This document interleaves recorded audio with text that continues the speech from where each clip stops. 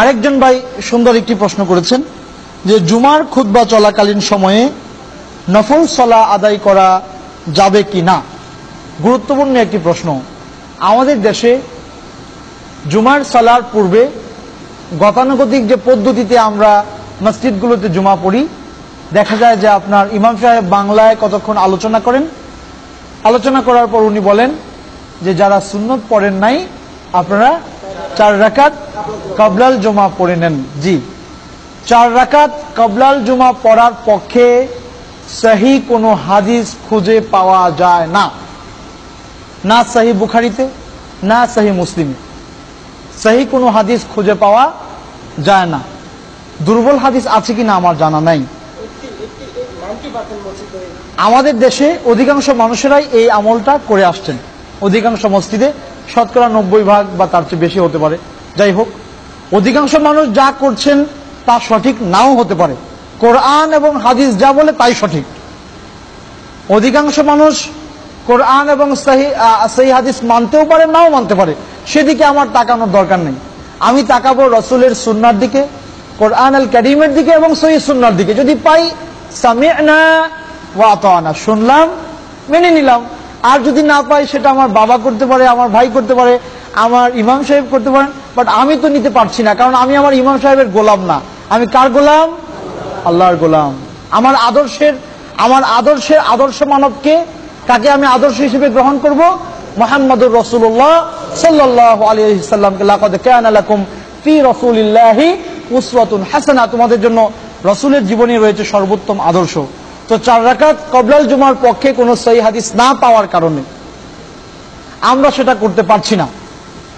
মজার ব্যাপার হলো, এই 4 রাকাত কবলাল জুমা নামক যে সালাত চালু হয়েছে, এটা চালু হওয়ার কারণে সহি যে একটা ইবাদত ছিল, সহি যে একটা সালাত ছিল, সেটা আমাদের সমাজ থেকে উঠে গিয়েছে। কারণ ইসলাম হচ্ছে ইনট্যাক্ট। 1 গ্লাস দুধ, গ্লাস ভর্তি, আপনি এখানে বাইরে থেকে পানি ঢাললেন তো দুধ পড়ে যাবে। ঠিক ইসলামটা এরকম, সহি হাদিস যেখানে প্র্যাকটিস হবে না সেখানে বিদআত ঢুকে যাবে। সহি হাদিসের প্র্যাকটিস নাই মানে এখানে বিদআতের আখড়া, বিদআত স্থান কেড়ে নিবে এখানে। অথচ সহি মুসলিম যদি আপনি পড়েন, কিতাবুল জুমা, জুমার অধ্যায়ে হাদিসগুলো আপনি পাবেন যে রাসূল সাল্লাল্লাহু আলাইহি সাল্লামের স্পষ্ট হাদিস, ইযা দাখালা আহাদুকুমুল মসজিদা ওয়াল ইমামু ইয়াখতুব, তোমাদের কেউ যখন জুমার দিন মসজিদে প্রবেশ করবে আর ইমাম সাহেব দাঁড়িয়ে খুতবা দিচ্ছেন, ফাল ইউসাল্লি রাকাতাইন, সেজন্য 2 রাকাত নামাজ পড়ে। জুমার খুতবা চলাকালীন সময়ে কেউ যখন মসজিদে ঢুকবে তখন সেজন্য 2 রাকাত দুখুলুল মসজিদ, মসজিদে ঢোকার যে 2 রাকাত সালাত সেটা পড়ে তারপর সে বসবে। জুমার ফরজ সালাতের আগে সহি হাদিসে এই 2 রাকাত নফল নামাজের কথা পাওয়া যায়, আর কোন সালাতের কথা আমরা খুঁজে পাই না। পরিষ্কার? জি। এবং আল্লাহ রাসূল সাল্লাল্লাহু আলাইহি সাল্লাম একদিন খুতবা দিচ্ছেন, এমন সময় একজন ব্যক্তি মসজিদে প্রবেশ করলেন, একজন সাহাবী। তখন আল্লাহ রাসূল জিজ্ঞেস করলেন, আসল্লাইত, তুমি কি সালাত পড়েছো? সে বলল যে না, আমি তো সালাত পড়ি নাই। তখন আল্লাহ রাসূল বললেন, কুম ওয়ারকা রাকাতাইন, তুমি দাঁড়াও আর 2 রাকাত সালাত পড়ে নাও।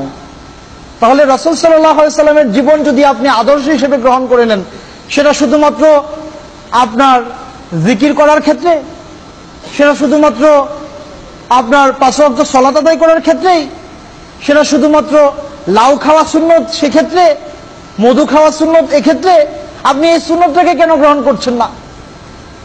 আল্লাহ রাসূল এত গুরুত্ব দিয়ে বললেন যে কম মসজিদের হক আদায় করে বসো, মসজিদে ঢুকলে 2 রাকাত সালাত আদায় করতেই হবে, তারপর আপনাকে বসতে হবে, এর আগে আপনি বসতে পারবেন না, এটা মসজিদের হক।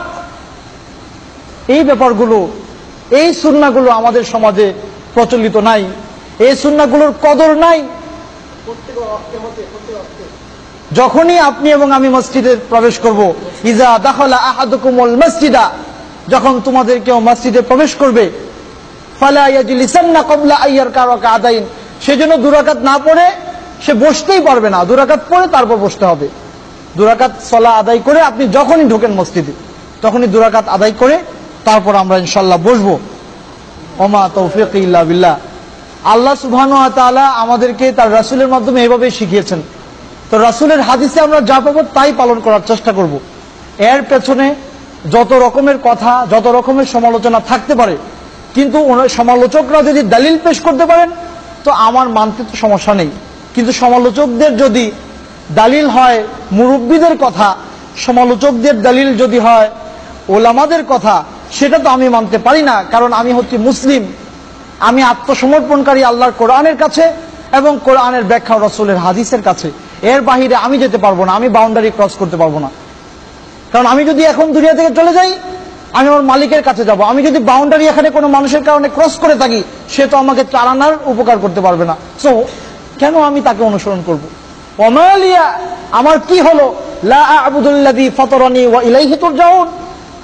সূরা ইয়াসিনে আল্লাহ চমৎকার রূপে বলেছেন যে আমার কি হলো। একজন আল্লাহওয়ালা বলছেন, আল্লাহ তার কথাটা কোরআনে কোট করেছেন যে আমি সেই মালিকের ইবাদত করব না, অথচ তিনি আমাকে সৃষ্টি করেছেন, আবার তার কাছে আমাকে ফিরে যেতে হবে। তো মাঝখানে আমি গোলামি কি মুরব্বির করব? গোলামি কি কোনো আলেমের করব? কার গোলামি করব? আল্লাহর গোলামি। এবং সেটা হতে হবে রাসূল সাল্লাল্লাহু আলাইহি সাল্লামের দেখানো পথে, রাসূলের দেখানো পথে। আল্লাহ আমাদেরকে তৌফিক দান করুন, আমিন।